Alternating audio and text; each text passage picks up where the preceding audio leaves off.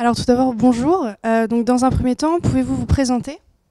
Bonjour, bonjour à tous, je m'appelle Ève Braun, j'exerce la profession d'expert comptable depuis un peu plus de 25 ans.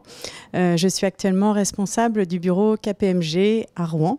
Le secteur de l'hôtellerie-restauration est un secteur qui a été particulièrement touché par la crise sanitaire et il m'a semblé intéressant d'interroger et d'avoir le retour d'expérience de Monsieur Philippe Coudy qui est donc avec moi aujourd'hui.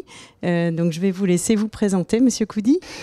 Oui, bonjour à tous, Philippe Coudy. Je suis à la fois chef d'entreprise d'une entreprise actuellement de 70 salariés sur Rouen et 4 établissements de restauration.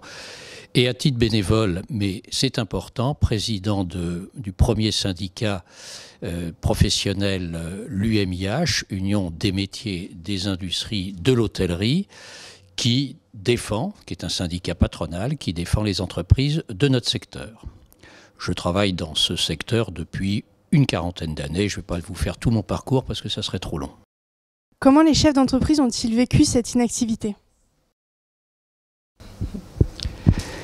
Est-ce que je peux répondre préalablement à votre question pour vous dire que notre secteur, c'est un secteur absolument formidable, qui vend des petits moments de bonheur dans la restauration, dans les cafés, dans les bars, dans l'hôtellerie, dans les discothèques, qui fait partie vraiment des moments joyeux de notre vie, de nos vies, de vos vies aussi à vous, étudiants, et dans lequel l'esprit d'entreprise et l'esprit de réussite est absolument exceptionnel dans notre pays.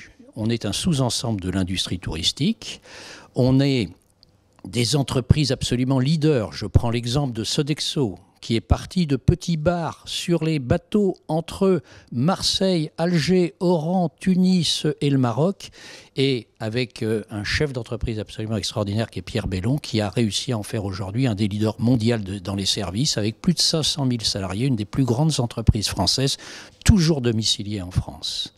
Donc maintenant, oui, nous avons été chahutés depuis le 15 mars 2020, terriblement chahutés, mais ce n'est pas pour autant que les beaux jours ne sont pas devant nous. Donc oui, on a été un peu martyrisés et mis en difficulté dans ce premier confinement, mais l'État français nous a considérablement aidés et a permis la survie de nos entreprises. D'accord, très bien. Ont-ils été nombreux à mettre en place des solutions alternatives telles que par exemple les plats à emporter ou la livraison ? Oui, alors ça a été quand même un pis-aller, c'est-à-dire que, vous savez, toutes les crises, vous le savez mieux que moi, accélèrent les mutations. Donc on est passé d'un stade très artisanal et très empirique et très traditionnel à augmenter la digitalisation qui existe dans nos métiers. Mais néanmoins, ces activités de digitalisation sur un secteur traditionnel ont été simplement une sorte de prémisse à la mutation de notre secteur d'activité. Mais ce n'est pas ça qui nous a sauvés. C'est le fonds de solidarité de l'État mis en place par le gouvernement qui nous a sauvés. Madame Braun, comment la profession a-t-elle été accompagnée par les experts comptables ? Alors notre rôle a été, dès le début de la pandémie, de rassurer nos clients, d'être présents pour leur expliquer les différents dispositifs qui étaient mis à disposition, puisqu'il y en a eu de nombreux. Les mesures qui ont été mises en place, en plus, ont été souvent modifiées. Donc, il y a eu beaucoup de dispositifs qui ont été, au fil des mois, qui ont fait l'objet d'ajustements. Donc, notre rôle a été vraiment de soutenir nos clients, de les rassurer. Donc, on a passé beaucoup de temps au téléphone, beaucoup de temps à leur expliquer ces dispositifs. On a dû être en veille permanente pour pouvoir effectivement bien les connaître, bien les maîtriser, bien les expliquer. On a... comme me le disait Monsieur Coudy, c'est vrai qu'il y a eu beaucoup de choses de mises en place pour aider les entreprises, ce qui leur a permis vraiment de survivre pendant cette période et de pouvoir être présente maintenant à la réouverture. Donc on les a aidés pour faire des demandes de fonds de solidarité, on les a aidés dans le secteur de la restauration beaucoup sur les dispositifs de chômage partiel. Et puis, on les a aidés aussi à monter les prévisionnels pour l'obtention des PGE.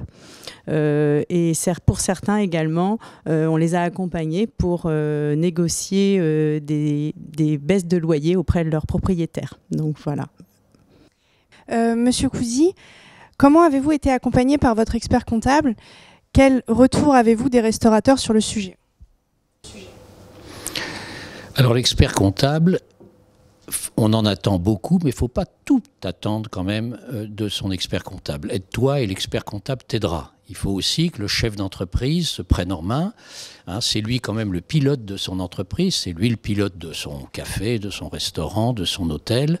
L'expert comptable, c'est le copilote. C'est celui auprès duquel, quand on a l'absence de connaissances, on va aller lui demander.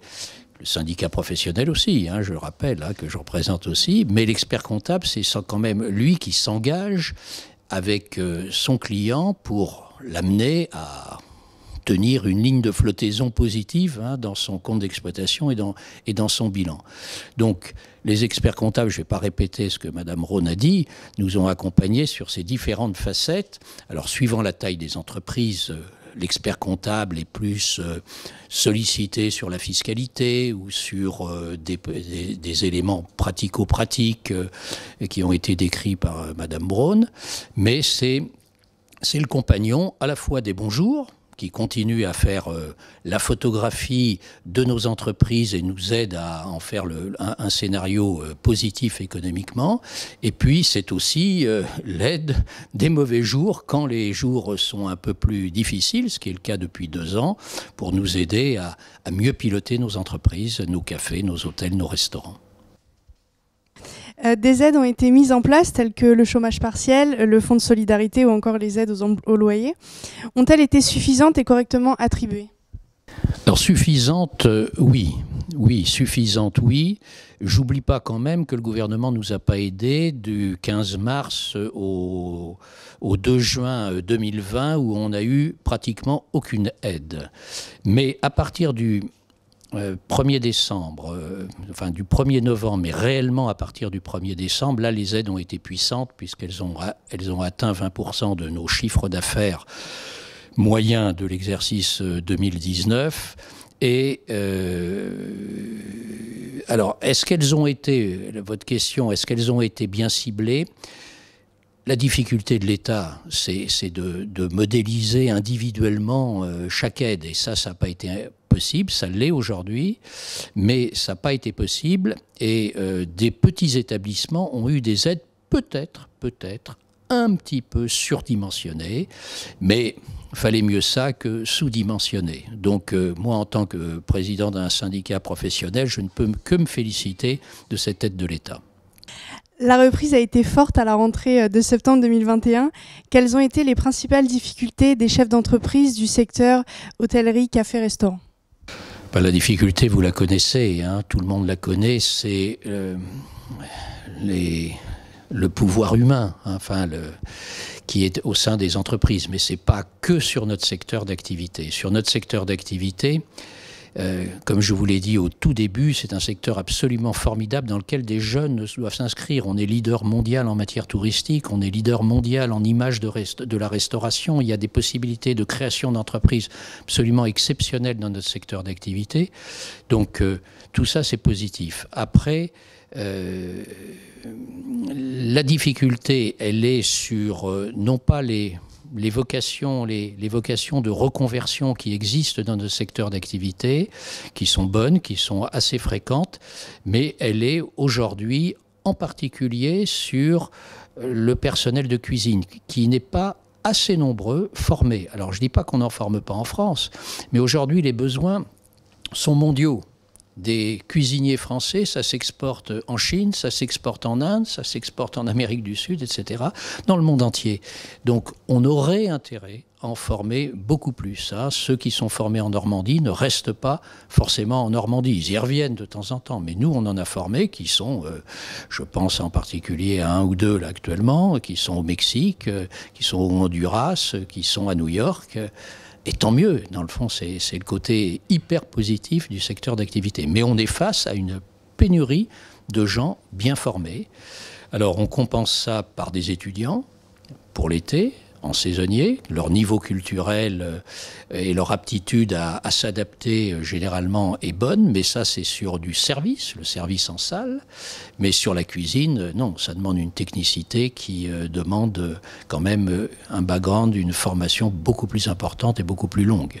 Voilà. Mais c'est ainsi, on fait face, on va s'adapter, on a augmenté les grilles de salaire qui sont en fin de négociation, non, ça a été signé, donc qui sont négociées, pardon, et surtout ensuite retrouver une bonne organisation pour que l'équilibre entre vie privée et vie professionnelle soit mieux. Mais ne nous trompons pas, on travaillera toujours quand les autres ne travailleront pas. Ça, c'est les loisirs, mais pas que les loisirs. La police et les autres, c'est pareil. Et puis, on sera debout quand la plupart des gens seront assis à passer un bon moment entre eux. Donc, il faut accepter ces deux contraintes. Une fois qu'on les a acceptées, une fois que les entreprises sont bien organisées, tout ça peut se faire dans une parfaite harmonie sociale. Nous sommes en pleine 5e vague. Quel est l'état d'esprit et de confiance des hôteliers et restaurateurs? De quoi ont-ils besoin aujourd'hui? De sérénité et encore plus de clients. Voilà ce dont ils ont besoin. Et puis de pouvoir remettre en place peut-être le chômage partiel tel qu'il avait été fait, de telle façon à s'adapter. Maintenant, il y a des entreprises qui vont être en difficulté parce que tout le segment des clients business, entreprises, les groupes se sont volatilisés depuis fin novembre en réalité. Alors ceux qui étaient sur ce segment-là vont avoir des difficultés sûrement. Bon, je pense que les beaux jours sont devant nous, c'est ce qu'on nous dit, donc essayons là aussi encore de regarder les choses avec gaieté et puis le bonheur de continuer à faire notre métier. Le mois d'avril est pas très loin, les terrasses vont réouvrir et on sera heureux de vous accueillir à nouveau. Et on n'aura plus de virus. Avec les beaux jours, c'est vrai que ça permet en général quand même d'éliminer tout ça. Merci à vous. Merci beaucoup.